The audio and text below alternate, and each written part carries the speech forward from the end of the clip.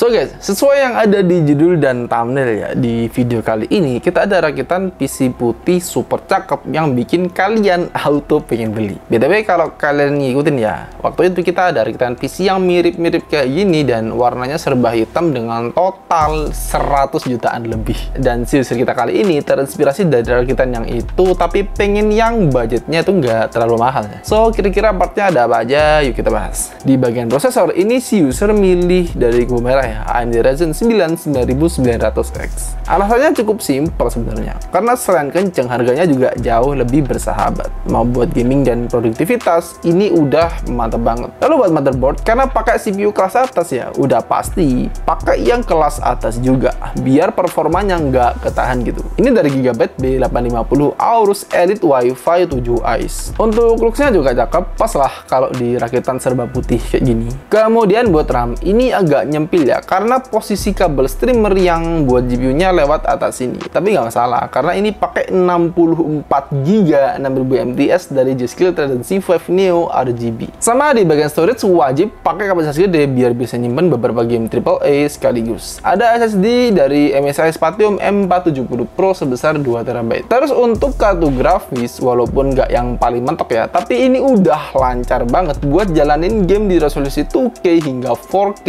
rata kanan. RTX 5070 Ti dari iGame Ultra. Desain GPU dari Colorful 1 ini emang selalu cakep ya, apalagi di seri RTX 50 ini jadi makin fresh dan lebih playful gitu. Cocok lah di rakitan yang serba putih kayak gini, atau yang mau rakit nuansa putih pink itu juga cocok. Lalu kita ke bagian cooler. LCD kotak kecil yang imut-imut ini dari PC Cooler DC360 Pro RGB display. Dia cukup simple ya, nggak yang gede intimidatif gitu. Dan yang pasti ini masih sanggup banget buat nurunin demam si Ryzen 9900X waktu dia full load. Terus buat fan di radiator, ini kita ganti ya, pakai dari Lianli Unifan TL120 yang triple pack, biar seragam lah sama fan yang ada di bawahnya. Ini pakai Lianli juga yang TLLCD 140 mm reverse. Jadi kan bisa sekalian mantau kinerja PC dari sini. Terus buat dua fan yang di belakang casing, ini pakai dari Gamdia Snotus M1 yang fan blade-nya udah swappable. Jadi nggak perlu bingung beli fan reverse atau forward lagi kalau pakai ini. Dan untuk posisinya, ini yang bawah jelas pakai reverse dan yang atas ini pakai forward. Terus kabel streamer tadi udah kita sebut ya, ini ada buat GPU sama motherboard. Kenapa komposisinya kayak gini? Karena nggak cukup ya, soalnya ada LCD-nya. Tapi dilewatin atas ini cakep juga kok, meski agak nutupin RAM-nya. Dan buat LCD ini custom ya, nggak include sama casingnya. Sama aslinya frame di LCD ini warna hitam ya, cuma kita kasih decal atau stiker putih biar nggak kontras waktu dipasang. Dan jadilah dia secakep ini. Sama LCD yang ini kan jauh lebih lega ya daripada si HTY 70 Touch. Dan akhir-akhir ini juga banyak banget yang request rakitan kayak gini. Terus buat casing, ini dari Haven HS420 yang vGPU.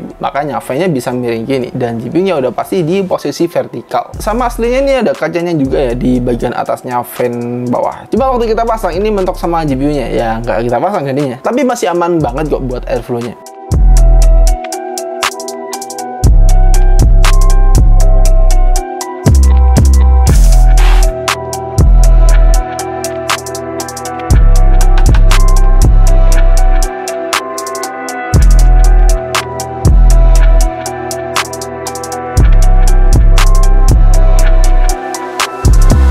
Hampir lupa, padahal kan ini part paling penting ya, kalau nggak ada yang mana bisa nyala. Power supply dari FSP Vita GM850 Watt 80 plus gold full modular. Oke, untuk total build secakap ini nggak mahal banget kok, nggak sampai 100 jutaan lah, karena ini cuma 51 jutaan aja per bulan Mei kemarin. Ya setengahnya sih, tapi kan nggak sampai 100 juta.